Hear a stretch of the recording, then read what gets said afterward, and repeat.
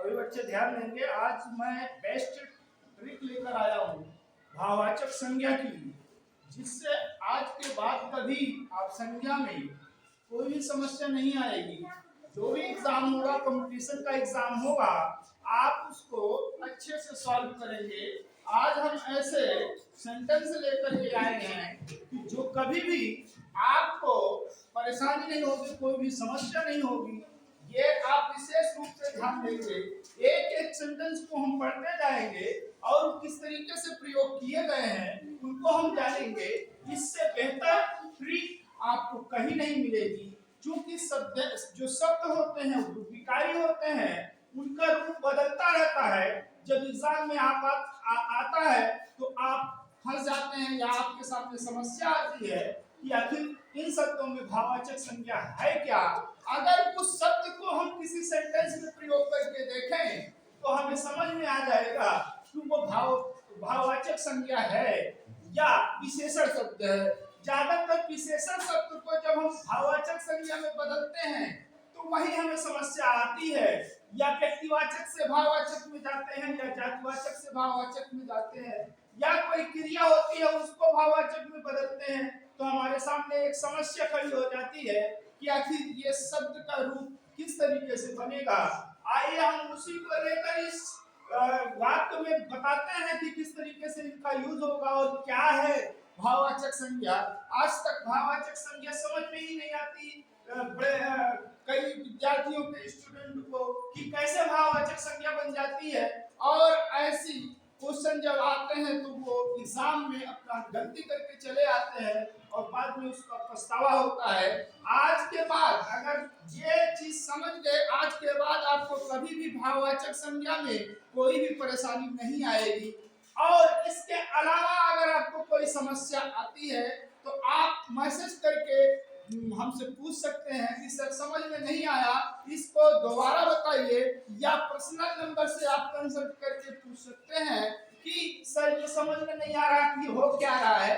तो आज जो हम बता रहे हैं इसको आप समझ लोगे तो कभी भी भाववाचक संज्ञा में गलती नहीं करोगे, या इसके अलावा कोई भी संज्ञा होगी उसमें आपको गलती नहीं होगी। इसलिए आइए हम एक एक सेंटेंस, एक एक वाक्य को पढ़ते हैं और उसमें जो प्रयोग किए गए हैं भाववाचक संज्ञाएं उन पर ध्यान देते हैं। इसके अतिरिक्त और संज्ञाएं हैं उसको भी ध्यान दे करके हम देखते हैं। इससे हमें मालूम हो जाएगा कि सेंटेंस में भाववाचक संज्ञा की स्थिति क्या होती है और किस तरीके से रखा जाता है, जिससे सेंटेंस कंप्लीट हो जाता है।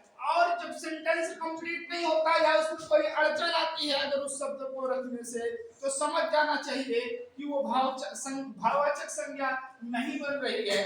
या भाववाचक संज्ञा बनाते हो तो कभी कभी क्या कारकों का प्रयोग ना करके कोई और चीज प्रयोग हो जाता है, जिससे ये हमको समझने में कठिनाई होने लगती है कि भाववाचक संज्ञा बनी भी कि नहीं। लेकिन इन सेंटेंस को पढ़ लेने के बाद आप भाववाचक संज्ञा में कभी भी कहीं भी आपको फंसेंगे नहीं, आप उन समस्याओं को हल कर लेंगे। आइए एक एक क्वेश्चन को पढ़ते जाते हैं और उसमें देखते हैं कि भाववाचक संज्ञा कहाँ है। सबसे पहले दिया हुआ है गरीबी का कारण बेरोजगारी है। यहाँ ये शब्द आया हुआ है गरीबी। गरीबी जो है ये है भाववाचक, गरीबी का कारण बेरोजगारी है। यहाँ बेरोजगारी शब्द भी क्या है, एक भाववाचक संज्ञा के रूप में आया हुआ। और गरीबी भी एक भाववाचक संज्ञा ही है। गरीबी जो है विशेषण गरीब से बना हुआ है, गरीब से गरीबी बना हुआ है। अगर हम इसको विशेषण के रूप में प्रयोग करें तो कभी भी लिखा जाए तो गरीब व्यक्ति लिखा जाएगा, ना कि गरीबी व्यक्ति लिखा जाएगा। गरीब व्यक्ति का मतलब व्यक्ति का विशेषण हो गया, गरीब आदमी का विशेषण गरीब हो गया।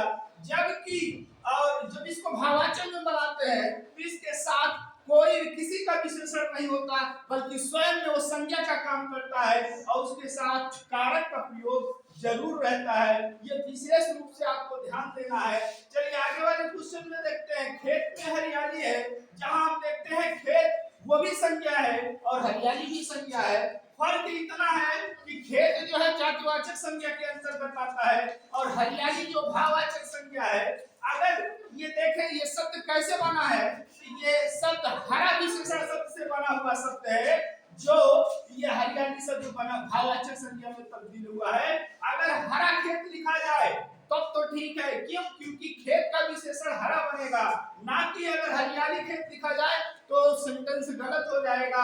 हरियाली विशेषण हो ही नहीं सकता, क्योंकि खेत अगर संज्ञा है तो संज्ञा के आगे हम विशेषण का यूज प्रयोग करके देखते हैं कि अगर सेंटेंस हमारा ठीक है तो समझ जाते हैं कि सेंटेंस सही है। जैसे ये खेत है, खेत के पहले हम विशेषण शब्द का प्रयोग करते हैं। अगर ये हम हरियाली को मान लें विशेषण है तो हरियाली के खेत के आगे हरियाली लिखते हैं, जैसे लिखे हरियाली खेत, तो जाहिर सी बात है सेंटेंस सही नहीं हो रहा है। अगर इसमें लिखे हरा खेत तो सेंटेंस बिल्कुल सही हो रहा है। जो हरा शब्द है वही विशेषण है और यहाँ हरियाली के रूप में भाववाचक संज्ञा के रूप में इसका प्रयोग किया गया है। इसी तरीके से हम देख रहे हैं गांधीवाद अच्छी बात है। अब देखिए अच्छी भी भाववाचक संज्ञा का रूप दे रहा है, लेकिन वास्तव में अच्छी शब्द जो है ये भाववाचक संज्ञा नहीं है। जैसे अच्छी वस्तु ये विशेषण है, ऐसा न समझा जाए कि ये भाववाचक संज्ञा है। भाववाचक संज्ञा केवल गांधीवाद है। गांधीवाद अच्छी बात है, इसमें आप गांधीवाद का गांधी अच्छी बात है तो गलत हो जाएगा सेंटेंस, या कोई और शब्द रखोगे तो गलत हो जाएगा सेंटेंस। इस तरीके से इस गांधी में वाद शब्द जोड़ देने से ये भाववाचक संज्ञा बन जाती है। फिर आगे देखते हैं लिखा हुआ है महात्मा गांधी देश की आजादी के लिए लड़े। यहाँ देखिए देश भी संज्ञा का रूप धारण करता है, महात्मा गांधी भी करता है, लेकिन यहाँ तक सेंटेंस जब आता है तो ये कारक का रूप यहाँ है और यहाँ भी कारक का रूप है, कारक यहाँ है और यहाँ आजादी दिया हुआ है। तो आजादी शब्द जो है वो भाववाचक संज्ञा है। अगर ये मान ले कोई आजाद लिखता है तो आजाद या तो वो जातिवाचक संज्ञा होगा या किसी का नाम होगा तो व्यक्तिवाचक संज्ञा बन जाएगा।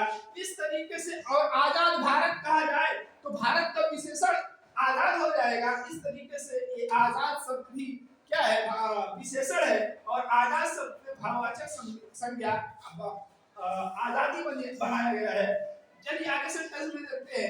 खेत की हरियाली के लिए पानी देना पड़ता है। जब देखेंगे खेत की हरियाली, यहाँ भी आप कारक देख रहे हैं, जब ये संज्ञा का रूप धारण कर रहा है, या इसके बाद यहाँ भी कारक आ रहा है, ये भी एक संज्ञा है। हरियाली क्या है, भाववाचक संज्ञा है, जबकि खेत एक जातिवाचक संज्ञा के रूप में आया। यहाँ भी पानी शब्द आया है, ये भी आपका संज्ञा का रूप धारण कर रहा है, यानी द्रव्यवाचक संज्ञा है। बाकी क्रियाएं प्रयोग की गई हैं। फिर आगे देखते हैं, आगे वाले सेंटेंस में हमारा लड़का पढ़ने के लिए स्कूल जाता है। अब देखिए पढ़ने के लिए स्कूल जाता है, यहाँ भाववाचक का रूप धारण किया हुआ है। पढ़ने से अच्छा शब्द पढ़ाई है। अगर यहाँ यूज किया जाए कि हमारा लड़का पढ़ाई के लिए स्कूल जाता है तो सेंटेंस भाववाचक संज्ञा आसानी से समझ में आ जाएगा। यानी पढ़ने और पढ़ाई दोनों भाववाचक संज्ञा के रूप में इस सेंटेंस में प्रयोग किया जा रहा है। आगे देखिए शिव का शिवत्व अपरंपार है, यानी शिव की जो महत्ता है, शिवत्व है, वो यहाँ पर दिखाया गया है। ये भाववाचक संज्ञा के रूप में प्रयोग किया गया है। फिर आगे हम बढ़ते हैं, वह अपनी लिखाई के लिए प्रसिद्ध है। यहाँ लिखना शब्द जो है क्रिया से आया हुआ है। लिखना क्रिया है, जब उसको हम भाववाचक संज्ञा के रूप में प्रयोग करते हैं तो लिखाई में बदल जाता है। कभी कभी लिखा होगा आपको, लिखना का भाववाचक बनाइए, आपकी लिखना का लिखावट होता है, वो भी सही है, लिखावट भी सही है, लेकिन ये लिखाई भी सही है क्योंकि इसके बाद एक कारक का प्रयोग किया गया है जो संप्रदान कारक है। इसलिए हम देखते हैं कि कारकों का प्रयोग भी बहुत कुछ भाववाचक संज्ञा को इंडिकेट कर रहा है। ज्यादातर संज्ञाओं के बाद कारक का प्रयोग आपको दिखाई देगा, इससे आप अंदाजा लगा लेंगे कि भाववाचक संज्ञा बन रही है या नहीं बन रही है।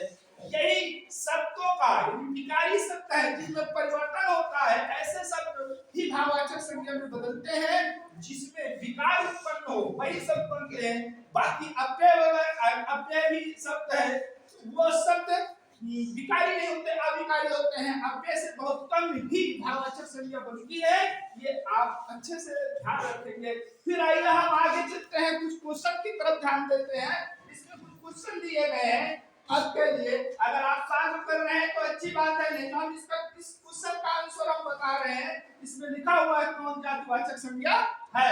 यहाँ देखेंगे इसका नंबर में लिखा है लड़का, दूसरे नंबर में लिखा राधा, तीसरे नंबर में लिखा है हिमालय और चौथे में गंगा लिखा हुआ है। यहाँ पूछ रहा है जातिवाचक संज्ञा बताइए, यहाँ लड़का ही जातिवाचक संज्ञा होगा, राधा जो है व्यक्तिवाचक संज्ञा है, हिमालय जो है वो व्यक्तिवाचक संज्ञा है, और गंगा भी व्यक्तिवाचक संज्ञा होगी। दूसरे नंबर पे आते हैं रुकावट। रुकावट शब्द रुकना से बना हुआ है। रुकना जो है वो आपकी क्रिया है, और क्रिया से रुकावट शब्द बनाया गया। किस प्रकार की संज्ञा है? तो जाहिर सी बात है इसमें विकार उत्पन्न करके इसको बनाया गया है, ये भाववाचक संज्ञा है। तो इसमें देखिए जातिवाचक संज्ञा या व्यक्तिवाचक संज्ञा, तो भाववाचक, यही ऑप्शन सही होगा, ग नंबर भाववाचक संज्ञा है। जबकि प्रश्न 3 में हम देखते हैं सर हो गया। रुकावट किस प्रकार की संज्ञा है? तो रुकावट जातिवाचक, व्यक्तिवाचक और भाववाचक संज्ञाएं हैं। जबकि तीसरे नंबर में हम आते हैं तो उदार से भाववाचक संज्ञा बनाइए। तो अब बताइए उदार शब्द जो है ये विशेषण है, जैसे लिखा जाए उदार व्यक्ति, उदार आदमी, तो आदमी का विशेषण जो है उदार है, और उसमें रूप में परिवर्तन करिए, अर्थात उदार शब्द को विकारी शब्द है और इसको जब परिवर्तित करते हैं तो इसमें उदारता शब्द आता है, और उदारता ही हमारा भाववाचक बनता है, ना कि उदार है, ना तो उदार है और ना तो औदार है। आगे क्वेश्चन देखते हैं, शराब शब्द से जातिवाचक संज्ञा बनाइए। तो शराब शब्द से सीधा आप लिख सकते हैं, शराब से शराबी बनता है, शराबी जो है ये आपका जातिवाचक संज्ञा है। धन्यवाद। वीडियो को लाइक और सब्सक्राइब जरूर करिएगा, यही आपसे अपेक्षा है।